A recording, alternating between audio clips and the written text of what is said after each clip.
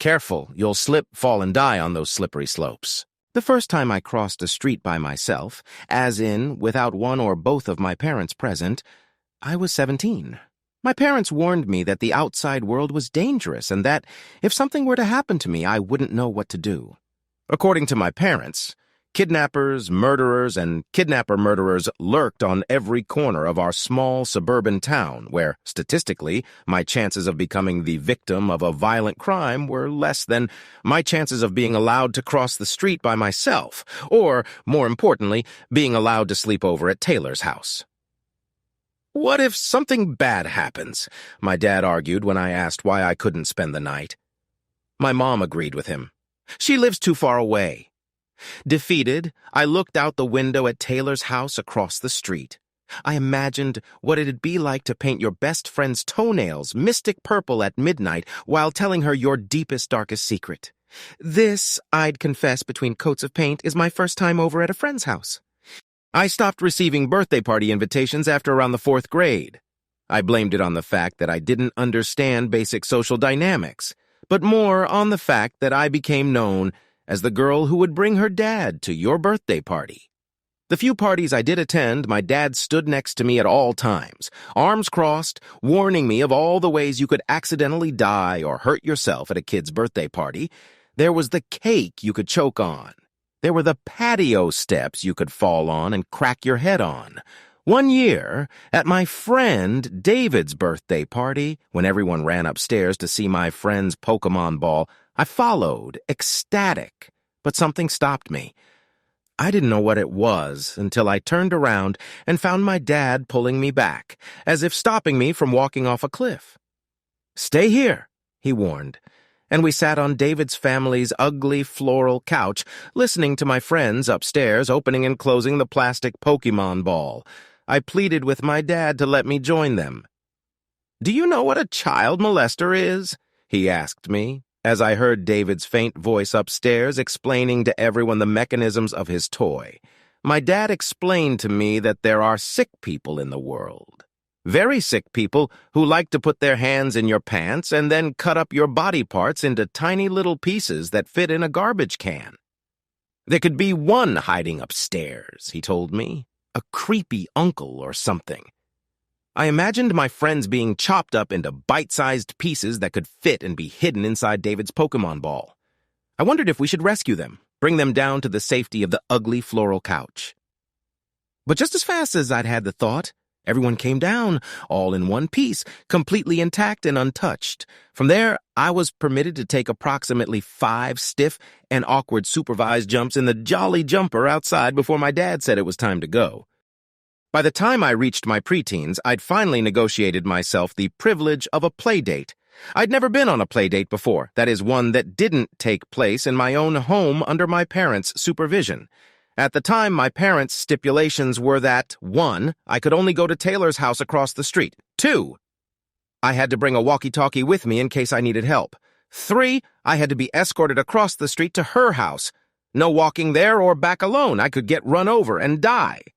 4, I had to stay inside the house at all times, no playing in the front or the backyard. 5, and most importantly, no sleeping over. The day of my first play date, my mom coached me on how to behave as she took me across the street. "Say please, say thank you, and tell them you're not allowed to go outside," I promised. Then, just like that, my mom left me at the door, a momentary illusion of freedom. Behind me, she was still standing across the street, monitoring my every move as I reached to ring the doorbell. Taylor's mom answered. "Hello, Mrs. Jones," I said to her. "I thank you for having me over at your home. I will not be allowed to go outside. I have to stay inside at all times." She let out a laugh. Okay, come in." I stepped inside. I still remember the feeling of the plush carpet under my shoes. That day, for what was maybe only 1 or 2 hours, Taylor and I played Barbie's Horse Adventures Wild Horse Rescue on her PlayStation 2.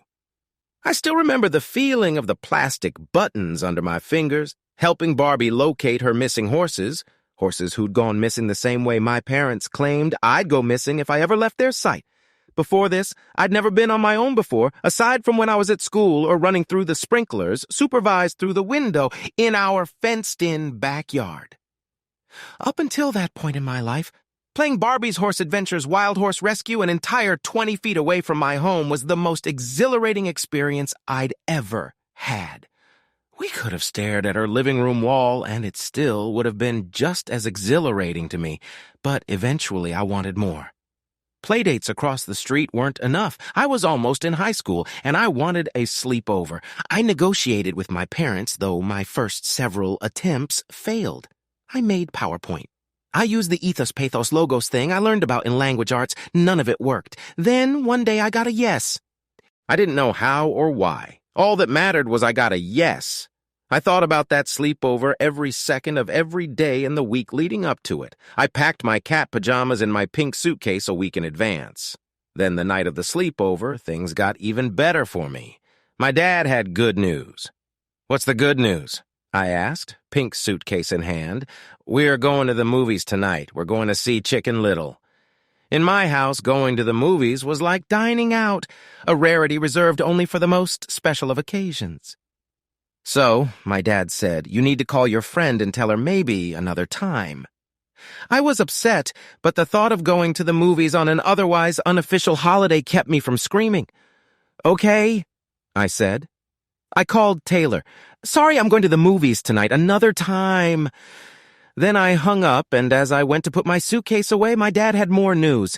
"We're not actually going to the movies," he told me. "Then where are we going?" I asked. "Nowhere." I remember staring at a barbecue sauce bottle on the kitchen table that night as my parents listed the reasons I couldn't sleep over at Taylor's. 1. You might play truth or dare, and your friend will dare you to jump in her pool, and knowing you, you'll do it, drown, and die. 2. Her parents will forget to lock the door.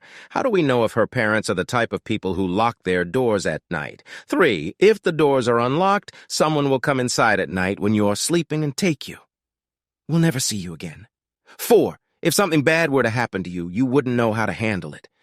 Screaming and crying, refusing to eat my now cold plate of dinner, I demanded more reasons, but my mom stopped my dad from going on. "We already gave her our reasons," she told him. "She should understand by now why it's a bad idea." Things improved over the years, and eventually I gained more freedom. By the time I was 17, I had 1. Crossed the street, 2. Been on a play date, 3. Attended a slumber party, 4. Signed up for Neopets, on the condition that I put my gender as male, 5. Gone to a public place, other than a school, without supervision. Then at 17, I applied to college. I was on the phone with my friend Bridget one night when my dad demanded I hang up and come to the kitchen. I hung up and came out, sat at the same table we'd sat at when they listed their anti-slumber party reasons. "We need to talk about college," said my dad, angry, my mom sitting at the table, upset. "Why are you applying to faraway colleges? What if something bad happens to you? What if you have an accident or an emergency?